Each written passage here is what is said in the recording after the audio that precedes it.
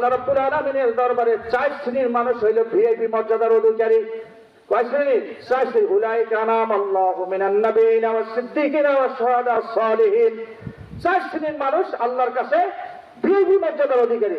দুনিয়ার ভিআইপি সিআইপির কোনো অভাব নাই, কিন্তু আখিরাতের ভিআইপি উলাইকা আনামাল্লাহু মিনান নাবি, এক নম্বরের নবীদের মর্যাদা।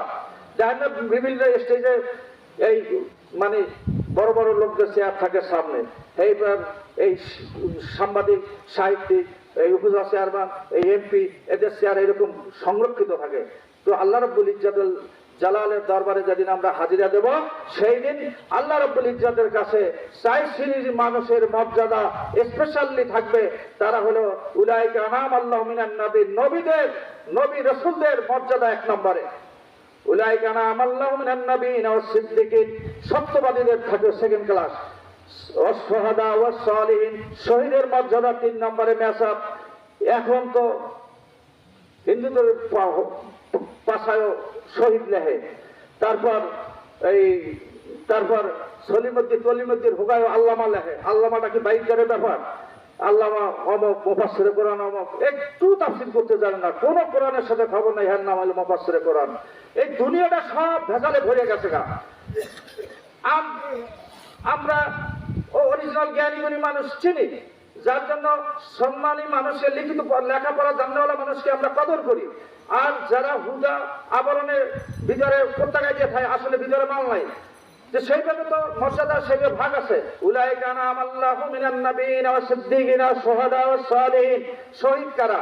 আল্লাযীনা ইউকাতিলুনা ফি সাবিলিল্লাহি লা তাকুলু আমওয়াতান বাল হুম আহইয়া ওয়ালাকিন লা ইয়াশউরুন।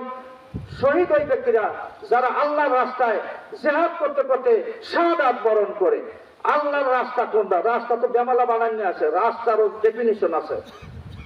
তো সেই রাস্তায় যারা শহীদ হয়, আল্লাহ কয় ওই লোকদেরকে তোমরা সাধারণ মাইয়েত মনে করো না, বাল হুম আহইয়া, বরঞ্চ আল্লাহর কাছে তারা জিন্দা মানুষ, এবং তারা কবরে বসে ইউরজাকুন, বেহেশতের খাদ্য প্রাপ্ত হয়। সুবহানাল্লাহ।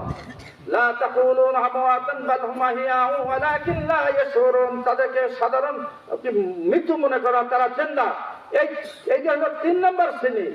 একটা সালিহিন, নেককার বান্দা। এই সালিহিনদের মধ্যে আম মানুষ থাকতে পারে, বুয়েটের ইঞ্জিনিয়ার থাকতে পারে, ডাক্তার থাকতে পারে, কৃষক থাকতে পারে, মজুর থাকতে পারে, আলেম থাকতে পারে, জালেমও থাকতে পারে।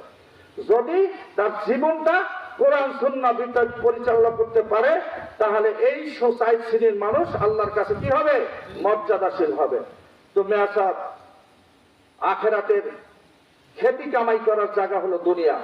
আখেরাতের আপনি যে ভালো কাজগুলা এই দুনিয়ায় করতে পারলে, আপনার আমল নামা যদি দুরুস্ত হয়, তাহলে আপনি কি করতে পারবেন? আল্লাহর কাছে আপনার মাহবুব বান্দাদের কাতারে শামিল হতে পারবেন। আর যদি না করতে পারেন, তাহলে তো মেয়াসাব দুনিয়াও বরবাদ, আখেরাতও বরবাদ। তো মেয়াসাব, সমস্ত কাজের পিছে একটা হিকমত আছে। এই যে আপনারা